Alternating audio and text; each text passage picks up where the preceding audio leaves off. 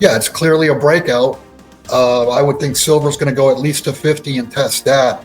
I don't think longer term 50 is going to hold. I mean, we're going to go above 50, and then who knows what kind of numbers. And gold, I mean, there is no technical area or number because we're at all-time highs at this point, and just have to see where the next battle begins. But this is a breakout, and I view this as a worldwide vote of no confidence in paper. Eventually is 72 hours. Once you have a failure to deliver, wow, markets all over the world will not open within 72 hours. They'll all close one by one by one. I guess the only thing you really could do is drive around town with cash. You want cash because at some point in time in that 72 hours, your credit card's not going to work. And just buy anything and everything you can possibly get your hands on that you think you're going to need for a 2-week or 2-month or God forbid 6+ month period of time where the system's down. You're watching CapitalCosm. My name is Danny. Today's guest is Bill Holter. It is September 1st, 2025, and we've got a lot of stuff to talk about, don't we, Bill? All kinds of stuff. Yeah, let's dive right in. What's on your radar screen right now? What's front and center? Front and center for me right now are the Japanese 10 and 30 year interest rates, and along with that, the yen itself. Literally trillions of dollars were generated by borrowing in yen. It's the carry trade. It's really what blew the Western bubble through the roof. It created capital to afford, buying of all kinds of assets. They were borrowing for years at what? Call it 0.25%, and now on the 10-year we're up to 1.6, and on the 30-year we're up to 3.2. You've got it blows it up, because if you're borrowing at 0.25%, that's what your model shows, and then all of a sudden you wake up and you're now paying 1.2%, and if you've got a stronger yen at the same time, it blows that trade up, which causes margin calls, and if you close the borrow side, you've also got to close the long side. So it could be really disruptive. And oddly enough, well, maybe not oddly enough, but if you overlay a chart of gold with the Japanese bond market, gold and the Japanese yields, or the inverted prices, if you will, they seem to be going in lockstep. Yeah, and both are going high. Yeah, let's look at it this way. Okay, so you got gold and white, and then the candlesticks is the 30-year and the Japanese 30-year bond yield. And yeah, I mean, both moving in tandem, like you said. Let's go ahead and take a look at a more granular view of it. Yeah. So what is that telling us? Is it destruction of the currency, at least in this case, Japan? Well, yes, it is destruction of the currency, but the result is, as those yields rise, if the yen strengthens with it, it blows up the borrowing side to the carry trade. The carry trade was basically free money for many years. Now it's in reverse, and it's going to force some long holders.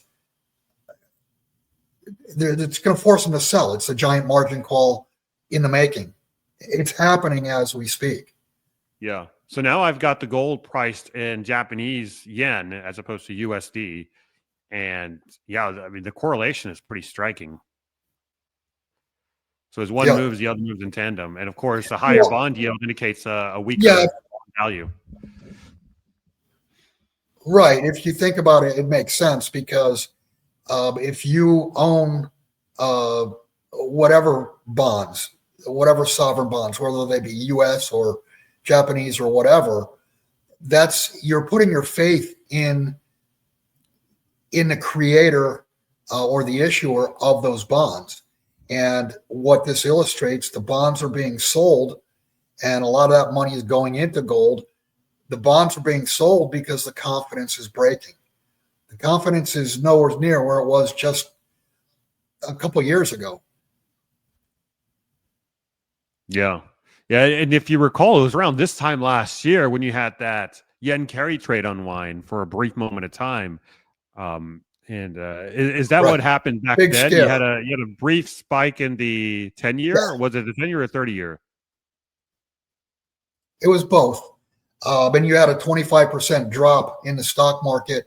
That was a record drop in literally 24 hours. Yeah. So here it was. I mean, the 10-year was, 30-year was at one minus or below 0%, and it just spiked up to all the way up here. Right. Very interesting. What are we to make? I mean, you're seeing these moving gold prices here. Let's go ahead and pull this up.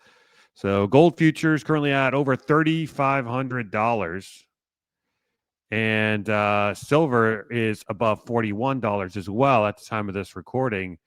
Is this it? Is this the big one? Are we about to engage in our next leg up in this golden bull market? Yeah, I think it's a breakout.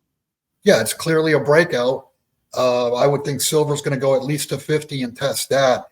I don't think longer term 50 is going to hold. I mean, we're going to go above 50, and then who knows what kind of numbers. And gold, I mean, there is no technical area or number because we're at all-time highs at this point, and just have to see where the next battle begins. But this is a breakout, and I view this as a worldwide vote of no confidence in paper. Yeah, because it's not really the metals prices going up or down. It's the fiat currencies losing value. And here's your silver chart. This is the silver metals chart. Go ahead. Metals don't change. An ounce of gold is an ounce of gold, and an ounce of silver is an ounce of silver. Whether it be today, 100 years from now, or 100 years ago, it's still the same 1 ounce.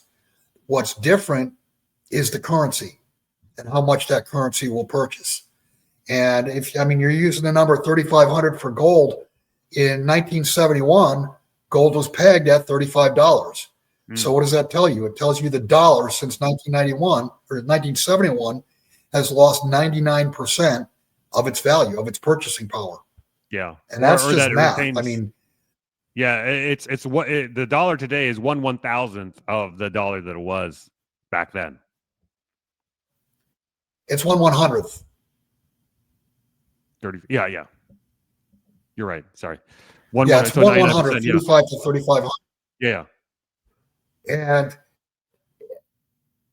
I mean, this has been going on. It's been going on and on and on. I mean, we've had a bull market, if you will, in gold. But the reality is it's been a bear market. It's been a diluting market in the dollar and other currencies ever since we went off the gold standard.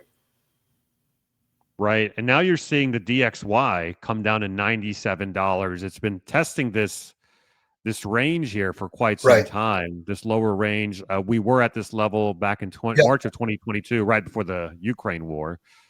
So, yeah, I mean, do you anticipate the dollar coming down further from here, or is this is this a strong support level? Yeah, I would think if the dollar should be bouncing and bouncing pretty hard right now, it's not. And what won't go up must go down. So I think there's another leg down. But again, I don't think the DXY is really a good index to look at because you're looking at dollars versus other paper currencies, the euro, the yen. The true measure is versus gold and silver, and that verdict is already in. Yeah. So let's look at the inverse here. So So this is the dollar price in gold, and we are Right. at we are at levels. Let's index this to 100. All-time lows. Yeah. So if you index here, 1969 at 100, today we're at Yep. 1% of that. Right. Exactly. And you go back further to 1929 before the gold confiscation. If you index that at 100, today we're at 0.5% of that. Right, because gold was $20.67, and then they revalued. They took everybody's gold and they revalued it to $35. And that, there's a lesson to be had there. When they revalued gold from $20.67 to $35, that started to break the back of deflation. It was an inflationary event. And I mean, there's all kinds of talk wherever you look now about a gold revaluation worldwide. Well, what is that telling you? It tells you that they're desperately trying to reflate the system. And they have to reflate the system because of the amount of debt that's outstanding. And it all goes back to the late great Richard Russell, inflate or die. I mean, in this system, we cannot have deflation. You cannot have deflation of assets because everything is held up on margin. And when assets deflate, you get a margin call, then the entire system comes down, and basically currencies become literally worthless because they're based on the full faith and credit of the issuer. And all of these issuers, from the United States to all the Eurozone, I mean, they're all bankrupt. They're all upside down and insolvent. Yeah. I'm looking at the metals here now. Gold is up 1% today, or close to 1%. Silver is up 2%, but platinum up 4.7% almost. You and I were talking about this. Is this a short? Are we witnessing a short squeeze in real time here in the case of platinum? Yes. Yeah, absolutely. So what are we seeing And what's going on in platinum? Short squeezes will end in a failure to deliver, because what happens is when you tell someone they can't have something, they want it even more. That's human nature. And I mean, we're at the point now the sharks are beginning to smell blood in the water, that there's not enough platinum, there's not enough silver, there's not enough gold to meet the deliveries. And if any of these contracts fail to deliver, they'll all fail to deliver within 72 hours. And that's just human nature. Right, because we're emotional creatures. And so the when you deny someone something, it becomes more elusive, becomes more attractive. Yeah, I guess the best or a funny way to describe it is, I don't know how long ago it was, 30 years ago, 40 years ago, whatever, when Beanie Babies came out. And, if you promised your kid a Beanie Baby for Christmas, but you couldn't source it, I mean, that's the way everything's going to go, is that people, because they're told they can't have something, they want it even more. Right. And that would act as fire to the flames of this failure to deliver. Right. It'll create more demand. And along with creating demand, not just paper demand, you're going to have more and more people buy contracts and then immediately stand for delivery. As a matter of fact, for the last 2 or 3 years now, it used to be, and I'll use silver as an example, it used to be that there were X amount of contracts standing for delivery on first notice day. And then by the time delivery day came, final notice day, the amount of contracts outstanding would have dwindled by 50% or more. Over the last 2 or 3 years, what has happened is you get X amount of contracts on first notice day, and then by the time of the last day, final notice comes, there's more contracts outstanding. And in some cases, there's more than double or triple the amount of contracts that were standing the first day. So you have buyers that have been coming in and immediately standing for delivery. And that's the Achilles heel to the fractional reserve system. I mean, there's no question. I mean, even the powers that be will admit, yes, it's a fractional reserve system. You know, we really only have 5% or 10% of the metal or whatever it is available for delivery because not everybody stands for delivery. Well, we're at the point now where there's more and more understanding that because it's fractional reserve in nature, it will ultimately fail to deliver. And again, the psychology of human beings, when they're told they can't have something or they might not be able to have something, they want it even more. And it's going to cause a stampede of contracts standing for delivery, and that'll be your failure to deliver, which blows up the entire system, by the way. Because if you've got all these contracts that are actually worth zero because they cannot perform, it breaks confidence. And the reason, let me back up a little bit. The reason gold, and of course silver too, silver has been suppressed because they didn't want the fuse on gold lit. And they don't want the fuse on gold lit because if you've got 25,000, 50,000, $100,000+ per ounce for gold, that shows no confidence or a lack of confidence in the paper.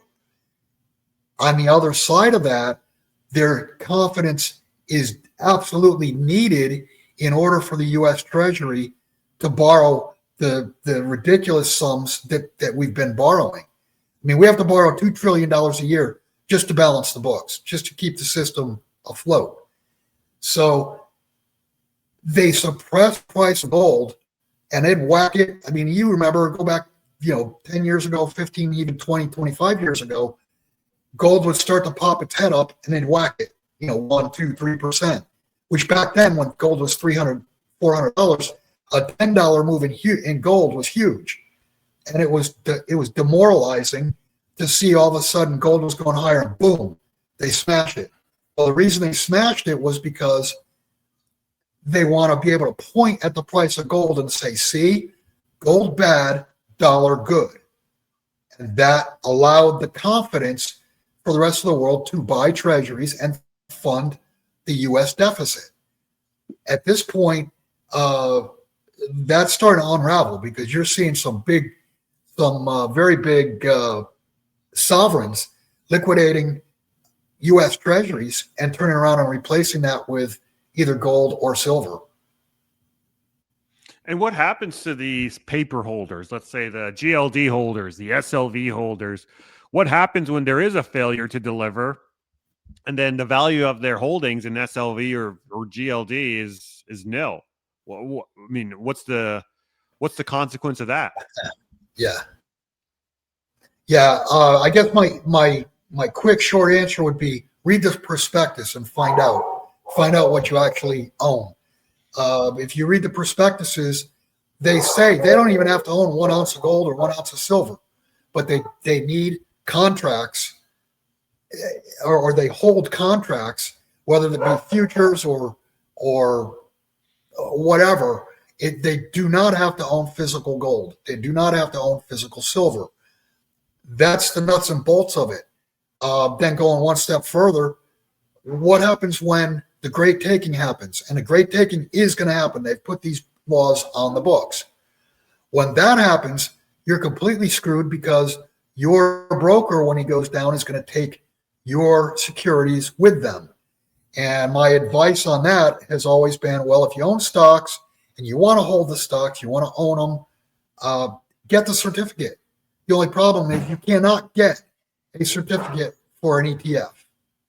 So, you're the biggest, fattest lamb for slaughter.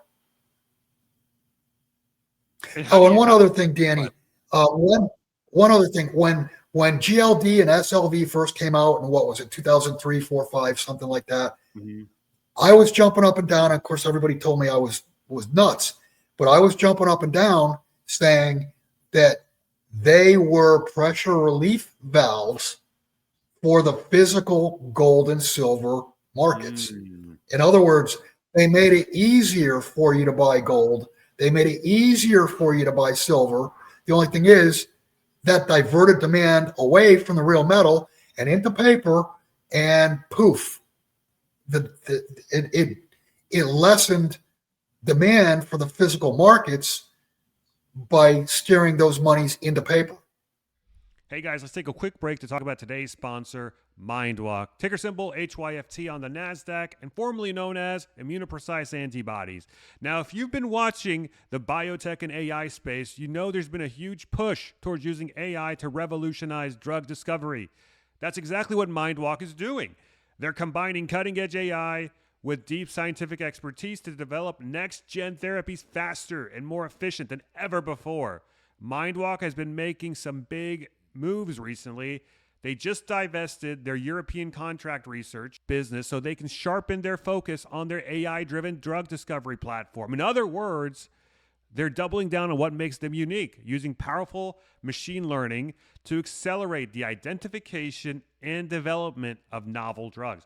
Even more exciting, MindWalk announced advances in their AI-discovered and AI-developed antibodies that are designed to tackle some of the toughest challenges in medicine. This is where things get really interesting because we're talking about a company leveraging AI not just as a buzzword, but as a true engine for creating therapies that could change lives. In a world where drug development can take over a decade and cost billions of dollars, MindWalk is aiming to completely shift that paradigm by streamlining discovery and targeting precision. They're positioning themselves at the forefront of one of the biggest revolutions in healthcare. So you want to keep an eye on an innovative company that's harnessing AI to reshape biotech. Definitely take a closer look at MindWalk. That's ticker symbol HYFT on the NASDAQ. All right, guys, let's get back to the video. Yeah, that's a point I haven't heard before, but it makes sense. It redirected that demand outside of the physical market. And you look at who's been buying the gold lately. It's been the central banks, but if you're an institution, if you're a hedge fund manager, chances are you're not going to buy the physical gold. You're going to go out and buy GLD or SLV or something. And so when their paper, you'd be surprised. You'd be surprised, Danny. A lot of hedge funds and family offices, they're knowledgeable. Not all of them, but a lot of them have been buying the physical metal. I see. Now, that said, I can say that for the last 9 months, even close to a year, the demand for physical metal out of North America has collapsed. But yet the price of gold, I mean, if you asked me 5 years ago or 10 years ago, is there any way gold could be, could run from 2,700 to 3,500 and North America be a net seller? I would have said no way, because, it would stir up the greed factor. But what you're seeing is liquidations out of North America and whatever. I mean, I've gotten more sell orders in the last 9 months than I had cumulatively in the last 15 years. And I asked people, why are you selling? And I've only had maybe a couple, 3 people tell me, well, I'm going to take a profit. And I asked them, well, where are you going to put the money in a system that's going to mathematically collapse to keep it protected? And they're like, oh, well, when gold drops or silver drops, I'll go back in and I'll rebuy it. Well, good luck with that, because when there's a failure to deliver, there won't be anything to be had. And if you're not on the bus, you're off the bus and you can't get back on the bus. But the vast majority of people that I've asked have all said, I need the money. I need it to live on. So it tells me that the money on the streets in North America is evaporating or evaporated. Yeah, and to add fuel to the fire, just recently on Friday, this past Friday, the Department of Interior here in the United States listed 2 new metals on their critical metals list. And the 2 are silver and platinum, and both of which are rallying hard now, because now the government has an interest, has a codified interest in both metals. So yeah, it's codified, but they are both strategic metals. I mean, think about silver. Think about all the uses that silver has. medicinal, industrial, technological, monetary. I mean, there's so many uses for silver, and it is, in my opinion, silver is the most underpriced asset on the planet. Mm-hmm. Now, going back And to I say that because, Danny, I say that because gold, the reality is gold is the measuring stick. We got fooled. The world got fooled for what, 50 years that the measuring or more, that the measuring stick was the dollar. Everything was measured against the dollar. How many dollars? The reality is dollars themselves are measured against the ultimate measuring stick, which is gold. That's a good point. Yeah, we were just looking at the chart where you had the gold price inverted, which is effectively the dollar Right. priced in gold. And you could clearly see the Right. And appreciation of the dollar. yeah, and the reason I say silver is the most undervalued asset on the planet, I mean, for how many hundreds of years, and even in the U.S. Constitution, the ratio is 15 or 16 to 1. You could go back 1,000. Well, first off, silver comes out of the ground just under 10 to 1 to gold. So there's roughly 10 ounces of gold pulled out of the earth for every 1 ounce of gold. 1 ounce of silver. That's God's ratio. Right. 10 ounces of silver for every 1 ounce of gold. Now, for hundreds of years, the ratio, the price ratio was 16 to 1. And the reason being, back 100, 200, 300, 500 years ago, in order to transport money, you had to transport gold or silver. But if you transported silver, you had to transport 10 times the amount of silver to get the same capital. So man discounted the silver price to 15, 16 to 1 to account for, the extra carts or carriages or whatever that you needed to transport silver. So that 15-16 ratio, 15 to 1, 16 to 1, went for hundreds of years. And in today's world, now we're back down to 85 to 1. We were as high as 120 to 1. 120 ounces of silver, that's undervalued by 12-fold. And where we are now, it's undervalued by what, 6 or 7-fold. So a 10 to 1 ratio, silver to gold would bring us to what, $350 silver? Correct. But even if we got the 45, 50 to 1, half of what the ratio is now, you'd be looking at what, $175 an ounce with gold at 3,500. Yeah. If you got the 50 to 1. Assuming gold stays constant too, and gold doesn't move up. Right. Or down. Right. Which, well, long term, it will move up because it's a function of how much gold can be supplied versus how many dollars are created. Well, they're creating, the money supply is growing at what, 6, 7, 8% per year. And the global gold supply is lucky if it moves 2% up in a year. Yeah. And now with one other thing, one last thing on that, there have not been any huge gold or silver discoveries in the last 10, 15 years. So there's no big bonanza that's going to come and hit and add supply to the market. Interesting. Yeah, so there's no big supply inflow that we're anticipating. No, and it's inelastic anyway. Even if they found it today, let's say they found the mother lode today, there wouldn't be any new ounces out of that deposit for probably 7, 8, 10 years between permits and all the red tape. The metal will not come to market immediately. It's a very inelastic supply. Supply. Yeah, it's fascinating because now you have, again, fuel to the fire. You have Jerome Powell announcing that they will be cutting interest rates at the next Fed meeting. And Trump's obviously been pushing for a Fed funds rate of 1% from the current 4.5%. What does an interest rate cutting environment spell for the precious metals? Well, it spells higher prices. It spells lower currencies. But understand the thought process behind, oh, we need much lower interest rates. Well, supposedly the economy just grew by 3%, right, last quarter, Right. which I don't believe it at all. But that's a strong quarter. So why would you have to cut? The real reason they have to cut, they want interest rates lower because they've got literally trillions that are coming due to be rolled over, along with the additional 1.5 or 2 trillion per year that we have to borrow. The interest expense now is what, 1.5 trillion per year, on its way to 2, 3, 5. Who knows what the number is going to be. In order to keep the interest expense down, they have to get interest rates down so that all this boondoggle of debt can be refinanced.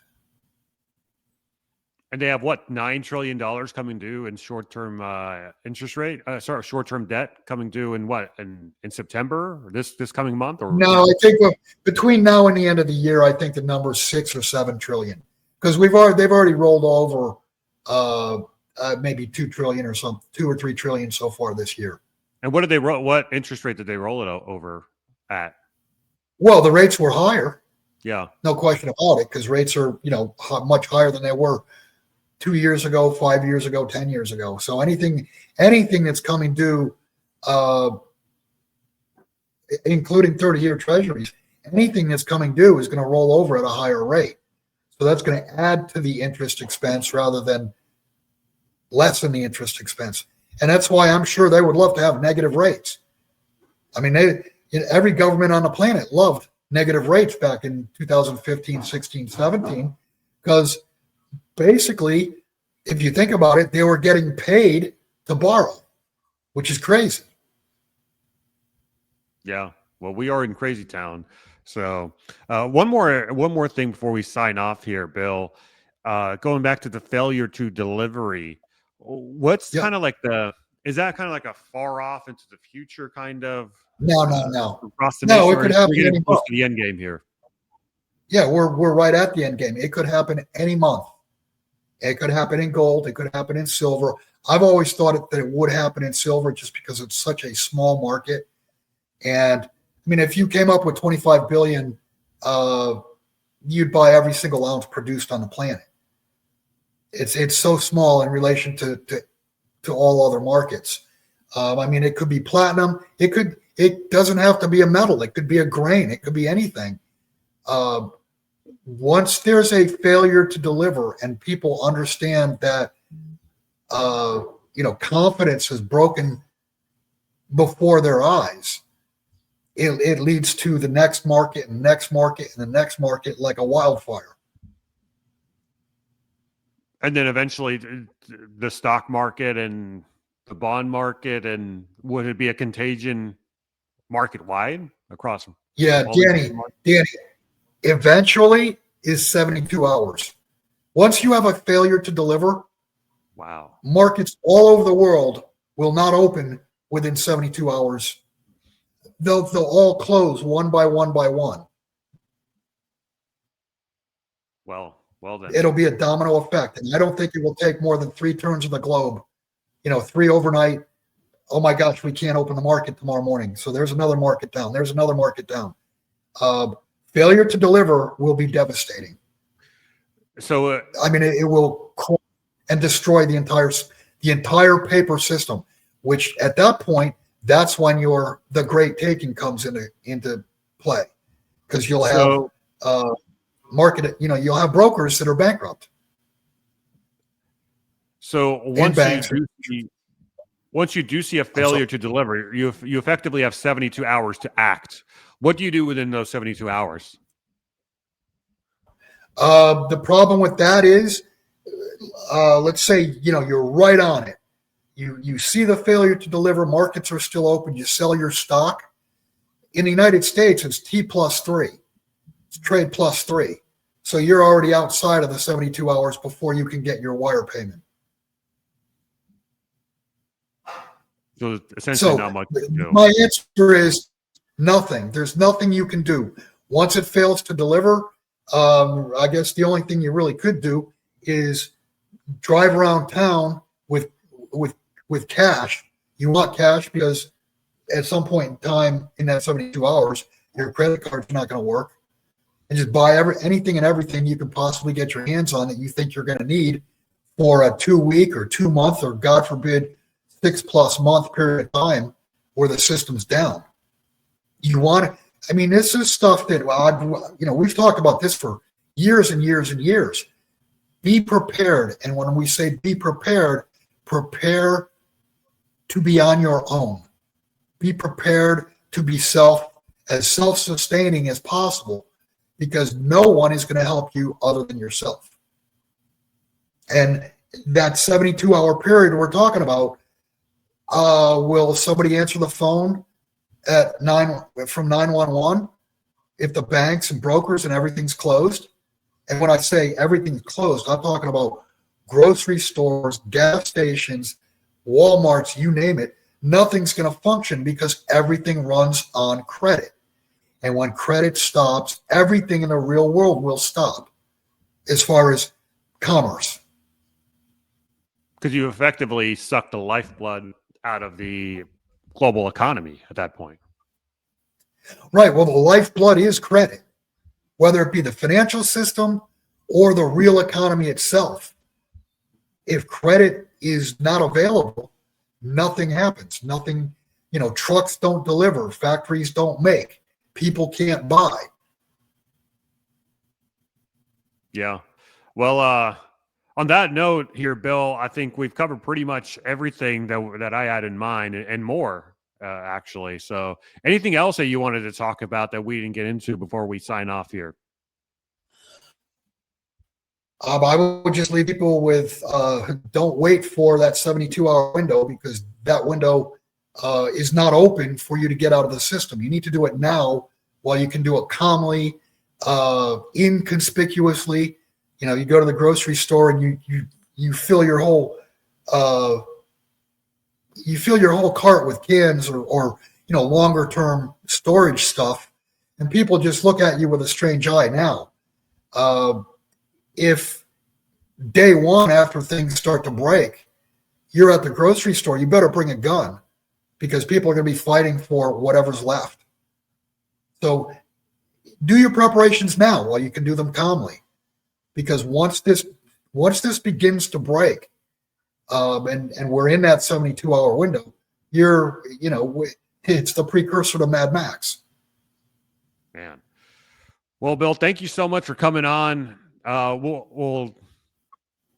It's definitely better to do things when you're of rational mind and not in full panic mode like you would be in a 72-hour period like you described. So definitely have a backup plan B in place at all times. Have a strategy that you can go to, that you've devised when you're, free of stress and of sound mind. So, right. Bill, thank you so much for coming on, my friend. Where can people find you if they want to get in touch with you and see more of your work? You can go to my website, billholter.com.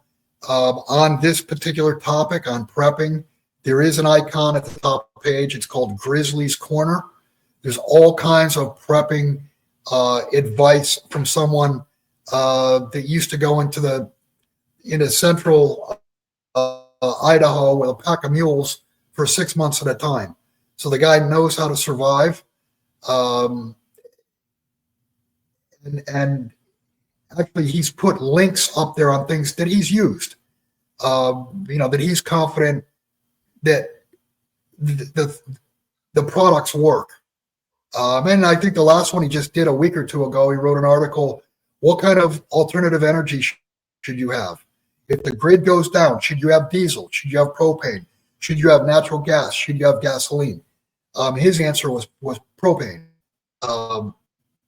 But there's a dozen or more articles that he's written on how to prepare with the links. So you don't even have to dig to find the products. They're already, products that he's used and feels comfortable with. So go to Grizzly's Corner. If you have a mind that you want to be prepared, you want to prepare yourself, it's a great resource. Yeah, I mean, to be honest here, Bill, I was amped up to talk about rising gold and silver prices, rising precious metals prices, and this was a good refresher in terms of what that actually means. What does a rising gold price actually mean? It's not just all fun and games, and right? There's a reason it's rising. Be careful what you wish for. I said that to people for years. The people say, oh, well, when silver hits $600 or when gold hits $50,000, I just tell people, be careful what you wish for. Yeah. Yeah. Because at the end of the day, this gold is an insurance policy. And if you're going to have to cash in on your insurance policy, that's not a good sign. I mean, something's gone wrong. So, Bill, thank you so much for coming on, my friend. Go ahead. I was just going to say gold and silver cannot bankrupt in a bankrupting world. And you don't want an insurance policy that when you have to claim on it, they say, oh, well, we're out of business. That's why gold and silver are so important. True words have never been spoken. All right, Bill, thank you so much for your time. Guys, thank you so much for watching. If you enjoyed this podcast, drop us a like and comment. Go, Bill, go in the comment section. If you agreed or disagreed, let me know your thoughts down below. I do, in fact, read all the comments, and I will be replying to a small handful of them. I can't get to all of them, but I will be replying to a few of them. And subscribe to the channel so you don't miss another episode. And liking, subscribing, commenting, doing all the YouTube stuff goes a long way in helping push this video and the algorithm. So if you enjoyed this video, got value out of it, and you want to boost this message, boost this video, boost this channel up in the algorithm, a little bit certainly does go a long way. And then finally, check us out on Substack for early access, ad-free versions, and uncensored versions of all of my content, as well as the chance to ask my future guests questions and make guest recommendations for future episodes. So with all that said, I'll catch you later. Bye.